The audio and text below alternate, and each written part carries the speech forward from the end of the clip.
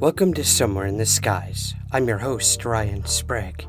Sometimes you come across a case so well documented and so detailed that it leaves you wanting to learn more, even if the truth isn't what you expected or wanted. And this is exactly what happened when I tripped upon a fascinating article published on the New Zealand news site, Stuff. I contacted the editors over at Stuff and immediately secured the rights to the article. Today, you're going to hear the incredible story of one woman who went to milk her cows on a farm in Blenheim, New Zealand. What happened next would alter her life and the lives of many around her until her dying day.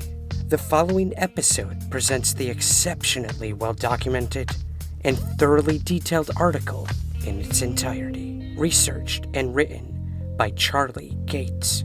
The episode features the voiceover talents of Megan Mazzicone, Steve Mazzicone, and Jim Reese. My sincere thanks goes out to Charlie Gates and these three actors for bringing this case to my attention and then bringing it to startling life. It's my pleasure to now present to you Finding Mrs. Moreland, how one woman's UFO claim exposed paranoia and fear in 1950s New Zealand.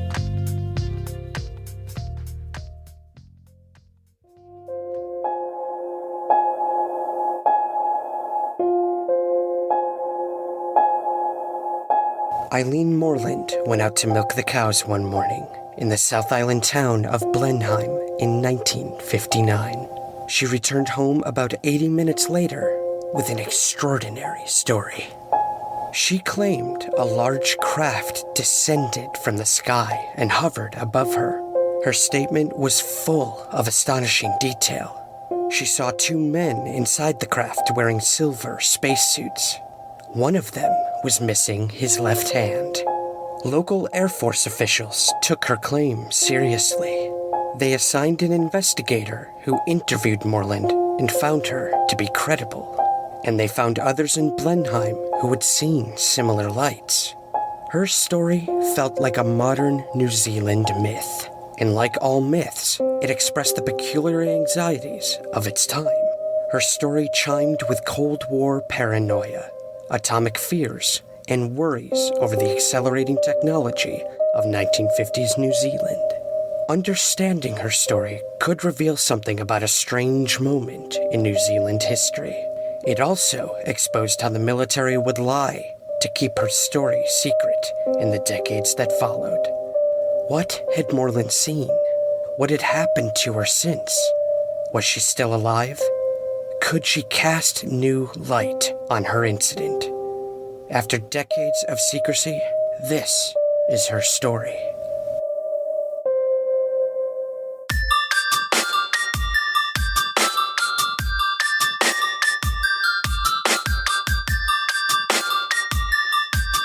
This is Somewhere in the Skies with Ryan Sprague.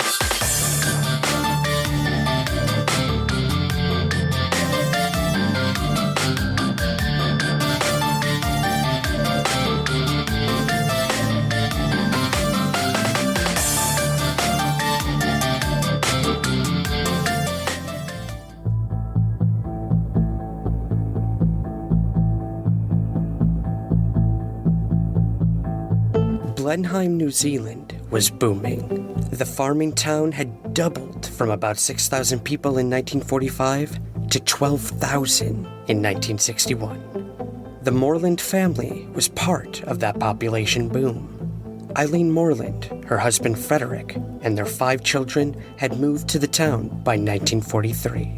They purchased a 9-acre farm on the corner of Old Renwick Road and Coleman's Road in the western suburb of Springlands in the mid-1950s. They lived in a modest white wooden house with a red tin roof and a brick chimney. Fruit trees were largely cleared to create 2 paddocks for some Ayrshire dairy cows and a few sheep. Moreland used to show the cows at local events. On the morning of July 13th, 1959, Moreland was 42 and had been married for 19 years. Her children ranged in age from preschool to late teens. She was tall and wiry, with short, brown curly hair and pronounced eyebrows. She set out to milk the cows at 5:30 a.m. It was normal for her to be up so early. She was a hard-working woman. As well as running dairy cows, she also held down a few other jobs. Locals would turn to her for advice if their cows were unwell. She was a nurse aide at the local Lister Hospital. Her husband worked as a patrolman at Woodburn Air Base, about 6 kilometers from their home. Moreland had also worked there occasionally.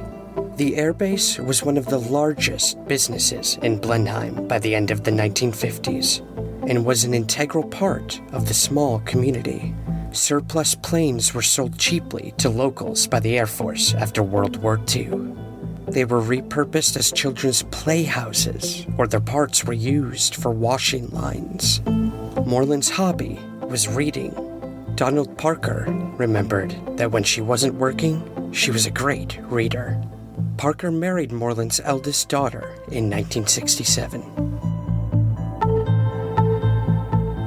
This chilly morning was routine.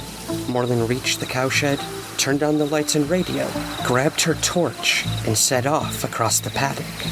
Over the next few decades, she would tell journalists, researchers, and Air Force officials about what had happened in the next 80 minutes. Here is what Moreland claimed. Halfway across the paddock, I saw a strange green glow through the low clouds. The green glow broke through the cloud cover and became two lights, like eyes of big lamps. Everything was bathed in an eerie light that overwhelmed her torch. It was a horrid sort of colour. My first thought was, I shouldn't be here, and I made a dive for the trees. From her hiding place among a shelter belt of pine trees, she looked up. It was the most beautiful thing I ever seen. A circular craft about 9 meters wide and with a curved glass cockpit silently descended towards her. 2 shafts of green light beamed down from its underside. 2 rows of small orange jets shot outwards like spokes from the rim of the disc.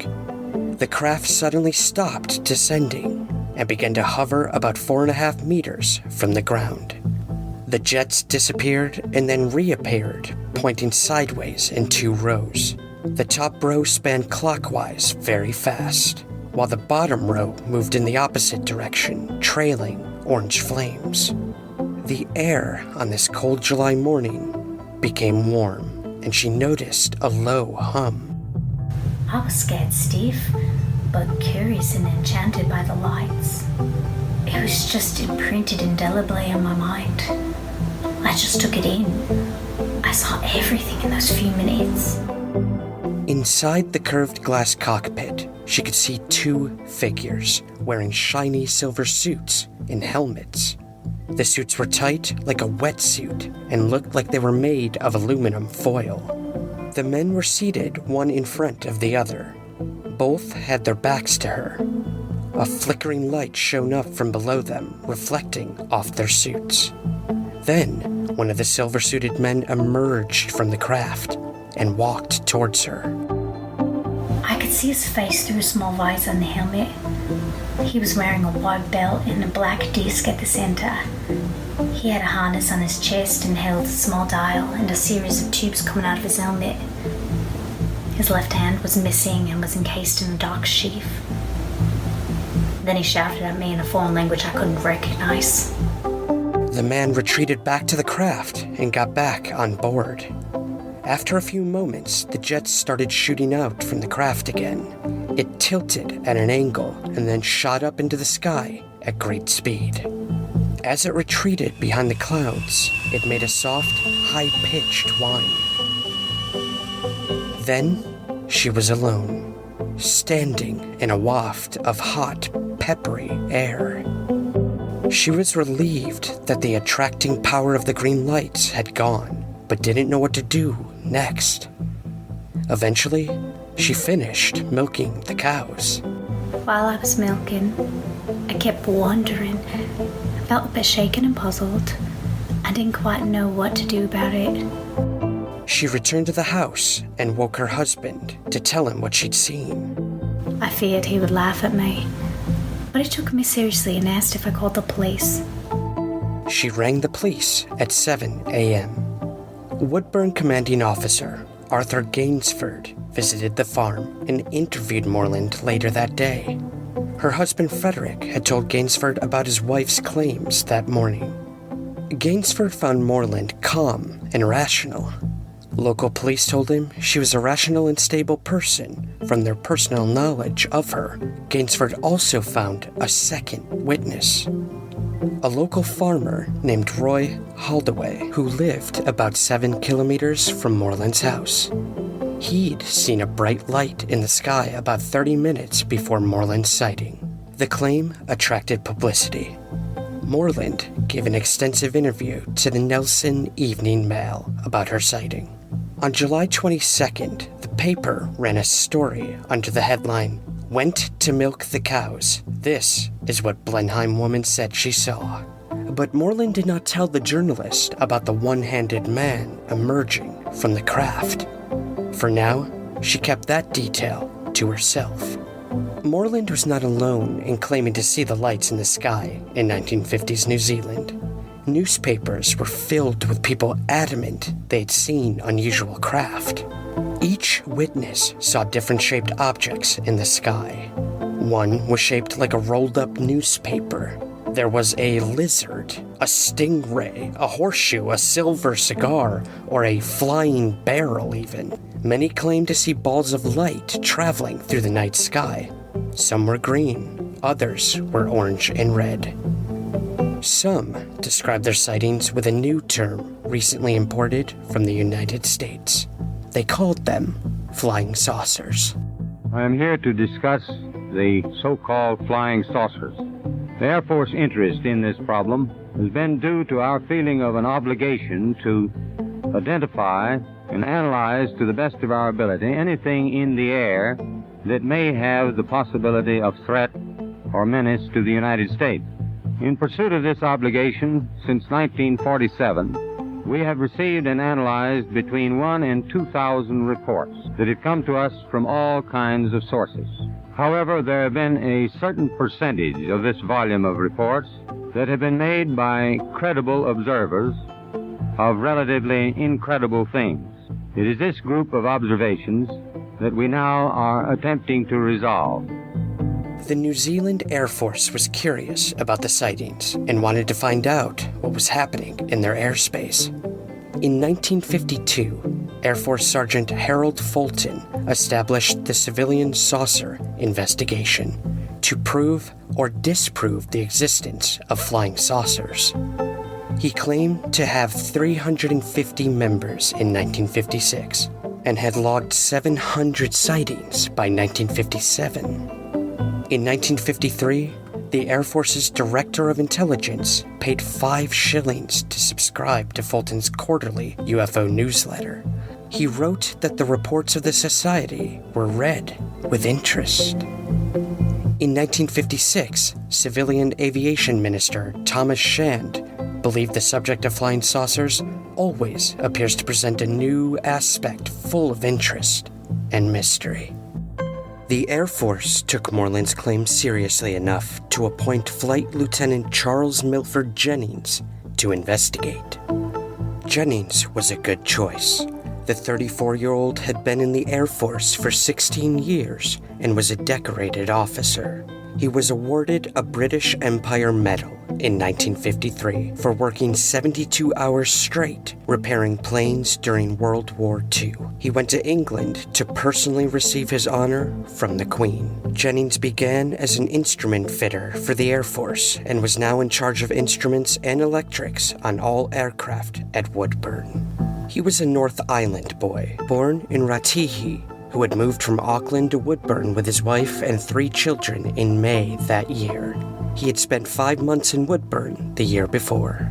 Jennings looked like a classic Air Force officer with his dashing looks, slicked back hair, and light brown eyes. He was curious about a rash of sightings, but wanted to apply scientific rigor to the subject. His son, Lee Jennings, remembers his father as practical but open-minded. He was a technical person, and to do that, you have to use logic to work things through.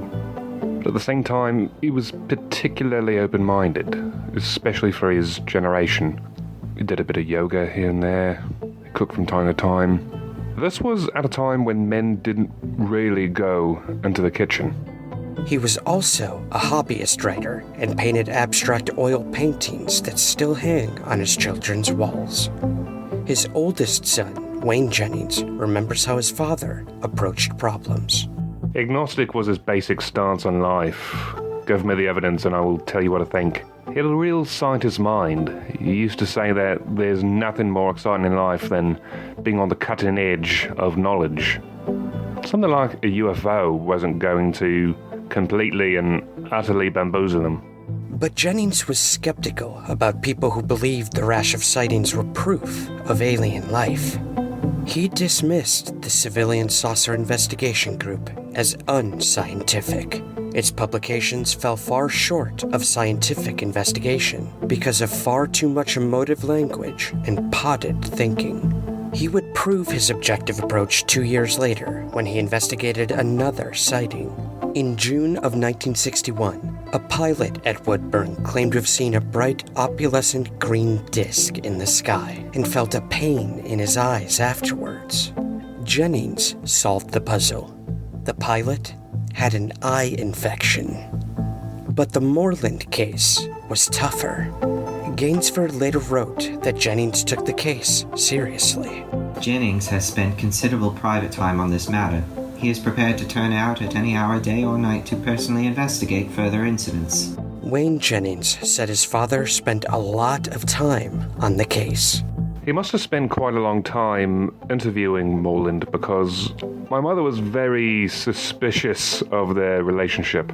His investigation was colored by the anxieties of 1950s New Zealand. Cold War paranoia, nuclear fears, and worries over new technology all played a role in his inquiries. Since early in the war, the trucks of the New Zealand Army Service Corps have been a familiar sight on the roads of Korea. Wherever battle has carried them, Kiwi guns have gone too. But even when the guns aren't firing, the work's still going on. Every hour of 24, there are Kiwis working somewhere in Korea. When the time comes to go back, they know the importance of the job on hand. These men and those yet to replace them will be proud to have been Kiwis in Korea. In 1954, the director of Wellington's Carter Observatory, Ivan Thompson, neatly summarized the way these fears affected thinking about flying saucers. In a world frightened by atomic bombs, amazed by phenomenal aircraft performances, becoming used to thoughts of space travel and living in part in an atmosphere of comic strip nonsense, the alleged flying saucer phenomena has developed a form of mass hysteria. A headline in the Auckland Star in 1954 was more succinct. It read simply, "Has Russia got atomic saucers?" Jennings first interviewed Moreland 10 days after the sighting. He took along an audio oscillator machine, which could generate different musical tones in order to find out the exact tone of the aircraft's engine. His summary of the interview is packed with details about the size and shape of the craft. The report notes the craft tilted at an angle of 15 degrees before it shot away, and that it hummed at a frequency of 250 hertz. Moreland did not mention the one-handed man in her interview, and Jennings sensed she was holding something back. He simply wrote in his notes, "Can I get more out of her?" But he believed her account.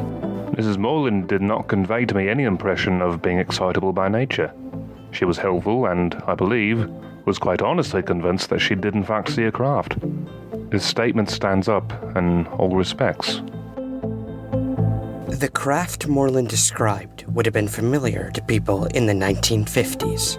Flying saucers were a vivid part of the popular imagination from countless sightings and science fiction movies. Jennings even looked for possible new technologies similar to what Moreland had described. He kept a newspaper clipping in his file about 2 flying saucers being developed in the US and Britain. But the flying saucers were in fact early prototypes of the hovercraft, and only capable of very noisily hovering a few meters off the ground. And extensive program of research and development in the field of disc flight, which was started in 1952, is being conducted by Avro Aircraft Limited at Malton, Ontario.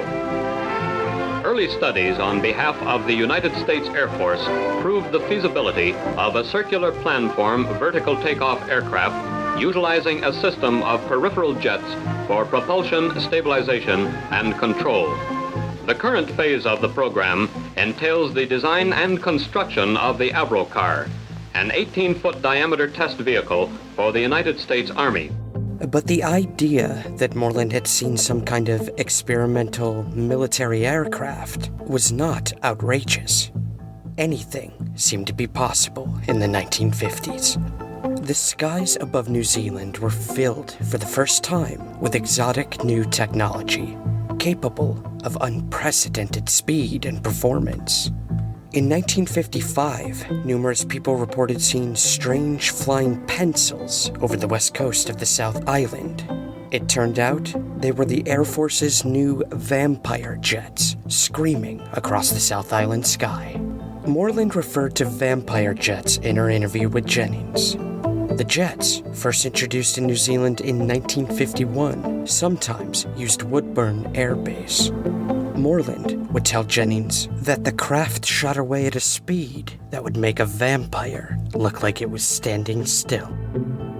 In a further sign of his commitment to the case, one day Jennings took a Geiger counter to Moreland's paddock at 3 a.m. and waited there until dawn to see if he could detect anything. He was clearly troubled by the prospect that Moreland may have been exposed to radiation from the craft, especially since Moreland had developed physical symptoms after the sighting. The backs of my hands were painful. Blisters popped up like pimples on my hands, lower lip and back. If I scratched them, watery residue came out. Then more would come up. I had a painful swelling under my left eye and a small patch like a brown mole that appeared on my forehead. I did not want to consult a civilian doctor and would only see Woodbourne's medical officer if the matter was kept highly confidential. Gainsford was skeptical, however, and would eventually state, The symptoms shown could of course be self-induced due to nervous strain. the blisters and the mole faded after 6 months. The consequences of radiation exposure were well known to the people living through the Cold War and the nuclear face-off between the US and Russia. Neville Shute's novel, On the Beach, was a bestseller in New Zealand and had vividly popularized the deadly consequences of a nuclear conflict. Kiwi soldiers had officially observed British and US nuclear tests from 1956 to 1958 in Australia, the Pacific, and Nevada. Jennings wrote a report on the sighting claim, which was sent to Squadron Leader James McClymont. He replied within the day. Due to the absence of corroborative evidence, the report does not appear to warrant further action. It seemed like the case was dead, but about a week later, the Marlborough Express ran 2 stories about locals seeing a green light in the sky at about 6:50 p.m. on August 7th. Jennings tracked down 3 of the witnesses and interviewed them. A woman told him she was looking for her newspaper on the front lawn in the dark. Gradually, I began to be able to see the details around me more clearly. I noticed my paper, picked it up, and thought, that's funny, where's the light coming from? So I looked up and saw a bright, richly emerald green ball of light. I had the thing in view for several seconds and got the impression that it was tumbling over or spinning, but much faster than it was going along. An Air Force officer also saw a vivid green sphere that lit up the ground so that he could see all of the road. The object was rotating, and it looked rather like a Catherine wheel firecracker when lit. He could not really describe the green color because it was unlike any other green he'd ever seen. It was vivid indeed, though. It must have sounded familiar to Jennings. Then there was another break in the case. Moreland finally told Jennings about the man in the silver suit with one hand. The silver suit Moreland described was a familiar symbol of the space age.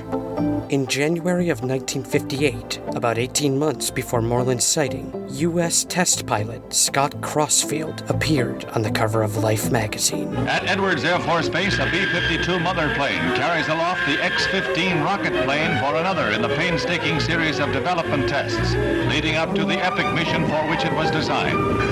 Carry a man beyond the fringes of the Earth's atmosphere and to return him to the ground. In this powerless flight, pilot Scott Crossfield brings the X-15 down through the pre-planned glide pattern without a hitch. The space plane's first free flight is a success. Wearing a shiny silver pressure suit, helmet, and black gloves, the suit was almost exactly the same as the one she'd described. Jennings kept a clipping of the Life magazine cover in his file. Moreland also told Jennings how the man shouted at her in a foreign language. Jennings thought it may have been Russian. The new details were taken seriously. The security classification on the sighting was raised from confidential to secret, meaning they felt it could raise international tensions. All communication about the sighting was handwritten to avoid typists reading the details. Moreland was told to keep her information to herself. Only 3 people knew about the man in the suit: Moreland, Jennings, and Gainsford. The merest hint of Russian involvement was enough to prompt an urgent response. The Cold War fight against Russia was very real in 1950s New Zealand. Kiwi soldiers fought in the American War against communist insurgents in Malaya from 1956 to 1960, with 15 losing their lives. The chill of the Cold War was also felt in Blenheim. Long-range Canberra bombers, purchased to make sure New Zealand was ready to fight a possible war against communist China, were serviced at Woodburn. The CIA's secret airline had also operated from Woodburn in 1951. Britain's long-range nuclear bomber, the Avro Vulcan, landed at Woodburn Air Base in 1956 for the locals to have a look. The Marlborough Express ran a story just 10 days after Russia launched its Sputnik satellite in October 1957. It was about a Russian satellite that had been left on their doorstep. It turned out the item, which bore a crudely painted hammer and sickle along with the words, "Return to Moscow," was just a ventilator from a Blenheim building. Moreland's new claim, along with annotated drawings, was sent to Air Force headquarters on August 20th. Gainsford vouched for Jennings' objectivity, writing that he had no previous interest in matters of this nature and commenced his task with an open mind. Wing Commander G.S. Martin's response was withering and brought the investigation to a close. The only possible conclusion to be drawn from the evidence is that Mrs. Moreland was hallucinating, or that her story is an imaginative exaggeration of a normal subjective experience, and that there was in fact no such visitation by an object as described in the report. As for other sightings in August, they have no apparent relationship to the Moreland report, but fit neatly with a description of Venus shining through a diffuse layer of high cloud or ice crystals, and seen through a layer of lower broken cloud, the latter being under the influence of a northwesterly airstream. Records show that Venus would have appeared very bright and low in the sky on the night the witnesses saw the green light. Astronomer Marcel Miniart writes that Venus can turn from dull red to green as it meets the horizon, and can appear to move as it is diffracted through the atmosphere. The planet Venus, seen against the purple twilight sky, can also appear emerald green. Moreland's claims created a swirl of gossip in the small town of Blenheim. On July 28th, the Marlborough Express ran an article dispelling rumors that have spread rapidly to the effect that the flying object left behind it a patch of scorched ground, and that the area has been cordoned off by the police and Air Force. Police were treating the matter with a certain amount of reserve, although, owing to the number of previous reports having been cited in various parts of the country, they could not discount the matter entirely. The ground may not have been scorched, but Moreland later told reporters that a row of peach trees in the paddock had died. When the trees were cut up for firewood, the cores of the branches were black ash like soot. The top branches of a walnut tree in the paddock had also died. On August 26th, Moreland received a poison pen letter. It simply stated, "You have talked." The fallout from the sightings affected Moreland's children. Moreland's son-in-law, Donald Parker, said that years later, his wife did not want to speak about the experience.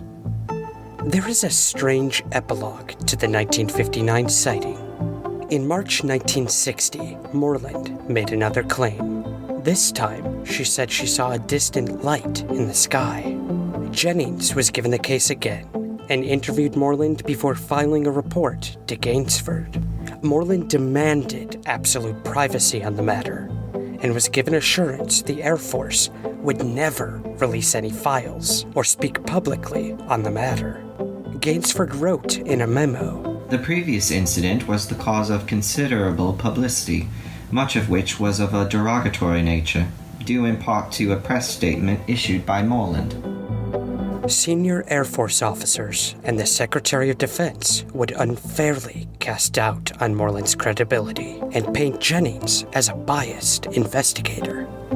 Air Marshal Richard Bolt wrote to Radio New Zealand in 1979, stating that the evidence suggests that Moreland was in an emotionally unstable condition at the time.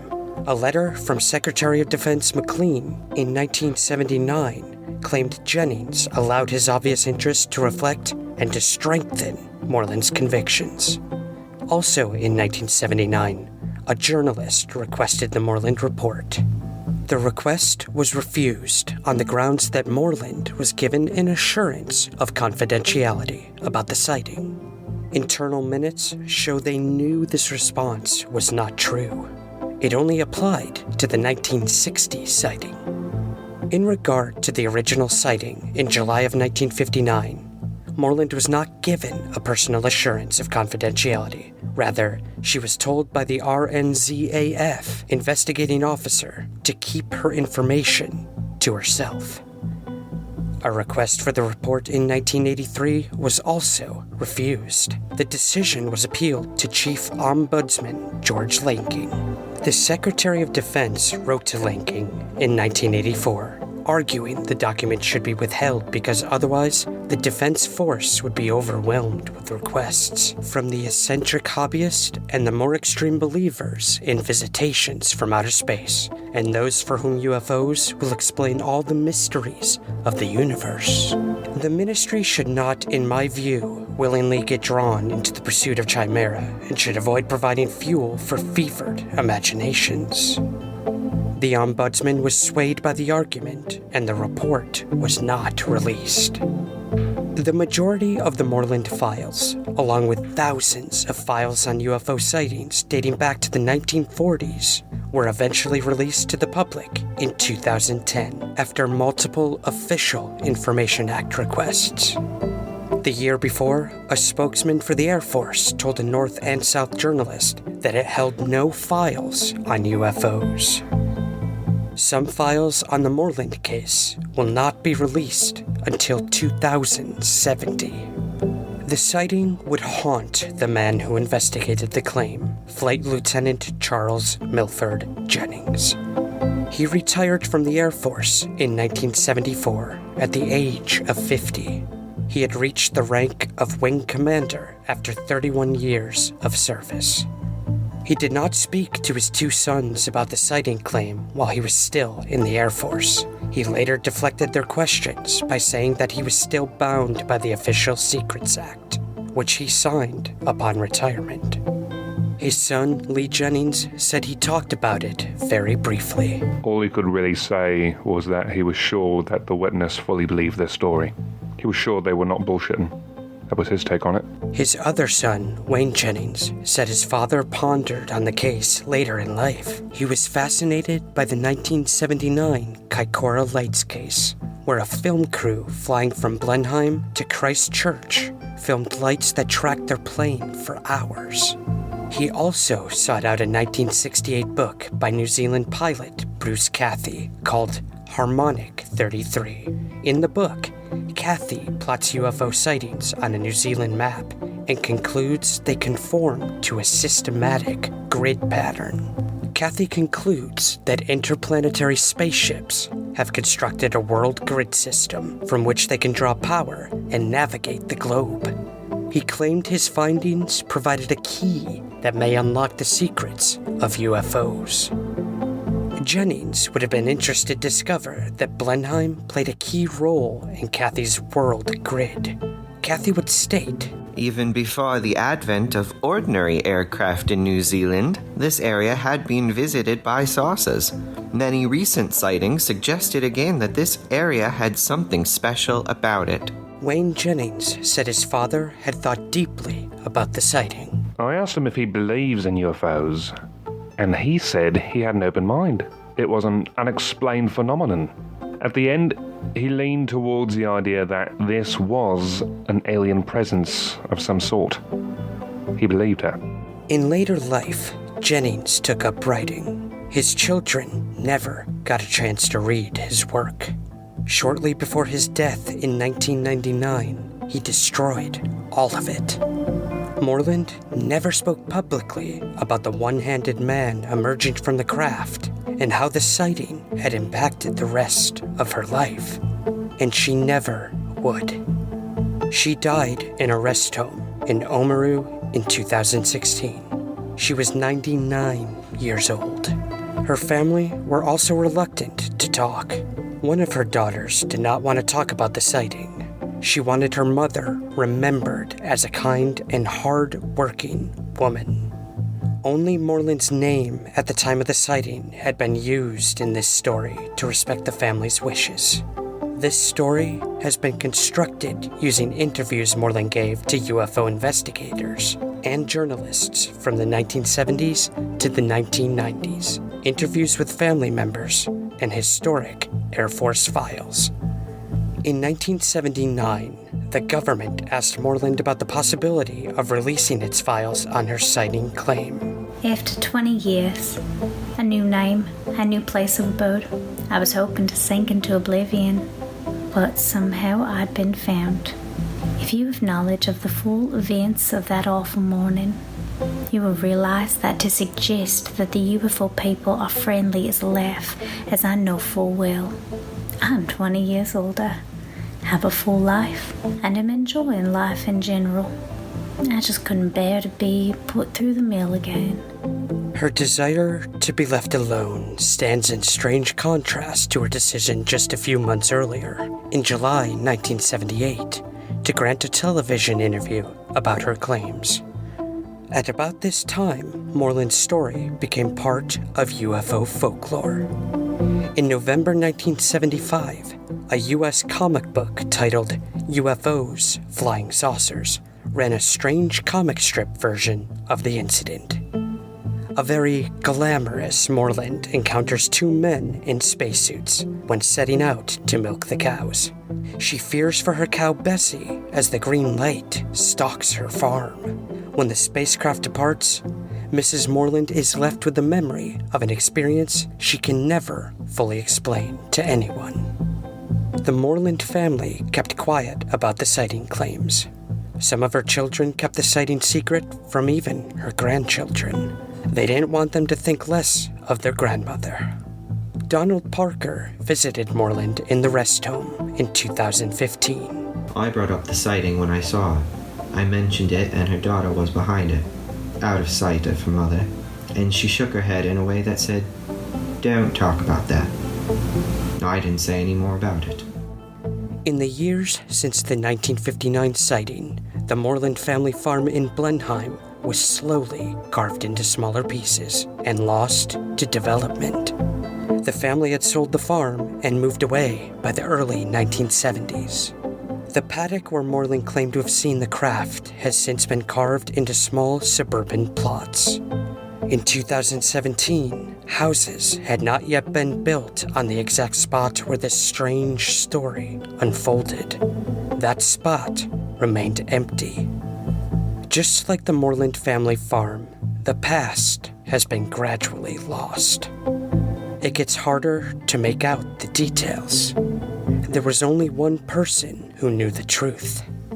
The full story of the lights and the shadows they cast died with her.